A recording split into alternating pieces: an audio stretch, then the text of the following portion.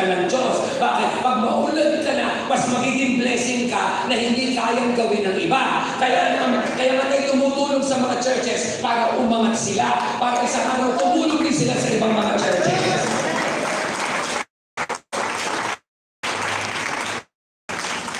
Ang tanong ito, do you honor God? Pag malinggo, may respeto ka ba? O itong sabi mo, di ba aling mali, hindi na ako mapapansin.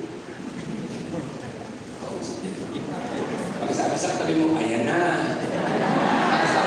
Ayan na.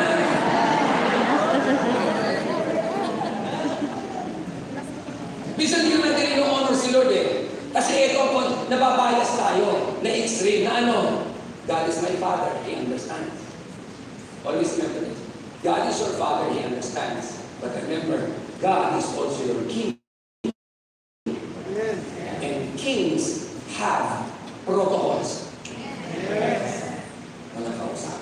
Pag mino-worship mo si God, hindi ka nag-worship sa Father. You are worshiping a King.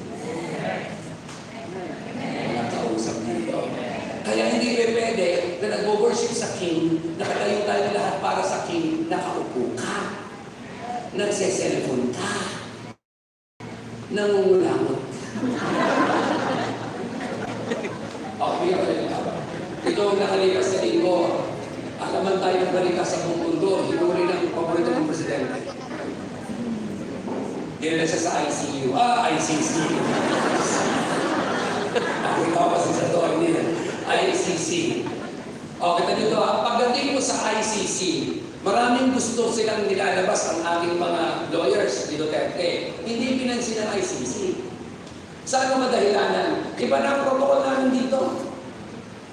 Walang kausap. Sa Pilipinas, pwede kayong ganyan.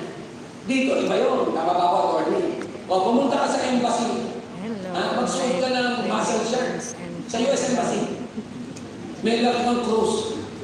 O, naging tapos naka-short ka, hindi ka papapasukin. Bakit? The moment tumungtong ka sa US Embassy, hindi na Pilipinas yun. Amerika na yun. May protocol, kaya huwag mong pipilit yung sa'yo kasi wala ka na doon. Ito mabigat. Kristiyano na, pinipilit pa yung dating ikaw. Leader na, ang itsura member pa. Leader na ko ang galaw, attender pa. Iba na. Dapat iba na. Kasi mayroong code of honor. O, everybody say honor. Pinavalue niyo pa ba ang araw ng linggo? Excited ka pa ba? O araw ng linggo, just another day. Pinavalue niyo pa ba ang worship? Pinavalue niyo pa ba ang closing prayer? Ito tinuturo ko sa aming mga leaders. Huwag kayong aalis ng walang closing prayer. Bine-bless din ng pastor. Bakit? Kasi yung huling pastoral blessing, Father's blessing yun. Nire-release sa inyo. Yung iba, laso, uwian na lang. Walang honor. Amen. Sa Greek word, sa Hebrew word, ang honor ay kebab. So, hindi kay Alan, hindi kay Chelsea, hindi kay Rick, kebab. Na ano yung sabihin ng kebab? Sa Hebrew, is common to give weight, bigyan ng bigat. Pag sinabi bigyan ng bigat, bigyan ng diin.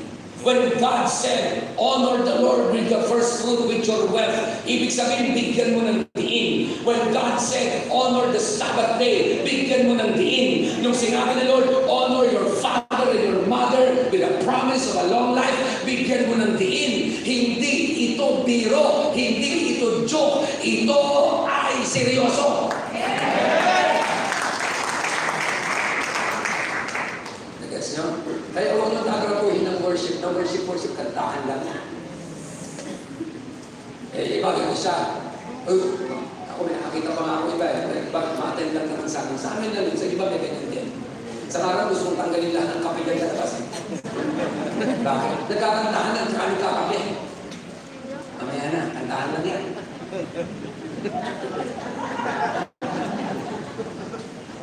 Walang kausap dito. Kantahan sa Diyos, kinakapihan mo. Ito pa katulad, diba? Mamaya